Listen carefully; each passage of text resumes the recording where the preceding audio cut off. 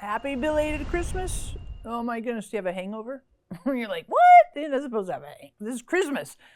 I know, but if I'm really honest, when we get to the 26th today, I'm like, whew, I feel like I flopped my hand over the finish line, kind of barely, because of all the Christmas festivities, It's like, whoa, it is done. We finished. Here's my question for you. When you think about a Christmas exhale, how can we keep Jesus as our central focus now that Christmas is over? Right? I mean, we did all the preparation leading up to Jesus, the arrival of Jesus, the birth of Jesus. But now that Christmas is over and Jesus is born, how do we keep Jesus as our central focus? And I would propose to you, there's a really great verse in Hebrews 12, verses 1 and 2.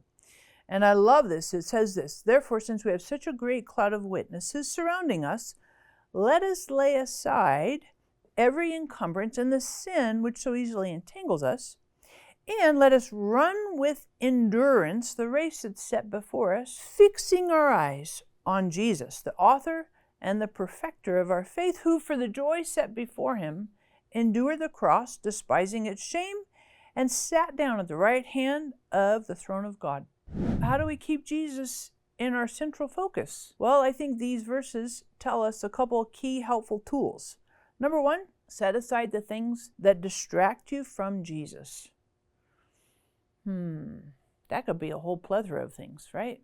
That could be our phones, that could be, all the cleanup work, all the recovery from Christmas. But ultimately, there are things that distract us from Jesus. And so set those things aside. That can be sins. That can be, sometimes we take a pause from all the activities and the festivities, but keeping Jesus, making intentional focus on Jesus. And then I think as well, determined to maintain endurance. When we walk with Jesus, we keep Jesus as our focal point.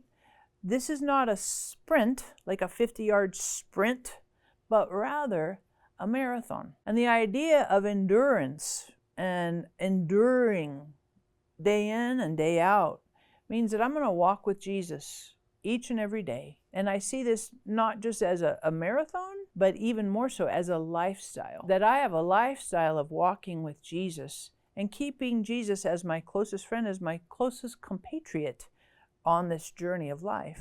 Hold on just a second. Stop right there. We're making a joke pause, an interruption, to help us have a little bit of some levity. So, what do you call when Santa stops moving? Seems like a good joke for now since Christmas is over. Like, when Santa stops moving, what do you call that? You call that a Santa pause. Santa pause. I know, I think that was a really good one and super perfect. Now that we've finished Christmas, let's get back to the teaching. Another thing that's helpful to keep Jesus central is to consider our perspective. I like to think of it this way, in terms, I know this is going to sound a little weird to you, but like a gun. You're like, well, what? A gun. And then, okay, hold on, bear with me. When you aim a gun, if it's a handgun or, like a shotgun, you have the overall perspective, right? You have a field of vision. You can also, especially with a shotgun, you can have a scope or a rifle. And the scope, you look through the scope and it brings in the field of vision to something that's more confined. And then within a scope, you have crosshairs. When we think of Jesus and keeping our focus on Jesus, there's not just the broad field of vision in the entirety of our lives, but then also letting Jesus control the scope, the field of vision, scoping that down, and then keeping Jesus in the crosshairs, centered. As we go through life and there's distractions and ups and downs and things that are disappointing or celebrations, but we still keep Jesus as our crosshairs, to fix our eyes on Jesus. And finally, I would encourage you to let Jesus encourage you to finish your race, to finish your faith, your trust, that Jesus continues to grow and flourish that, but also continues to sculpt and mold it to finish it, so that you finish the race. And when you finish, and like when we go to our grave, on our dying day, Jesus says to us, "Well done, my good and faithful servant." Not just good, but also faithful. That's what I consider a lifestyle of Jesus as our central focus. So powerful. Sets us up.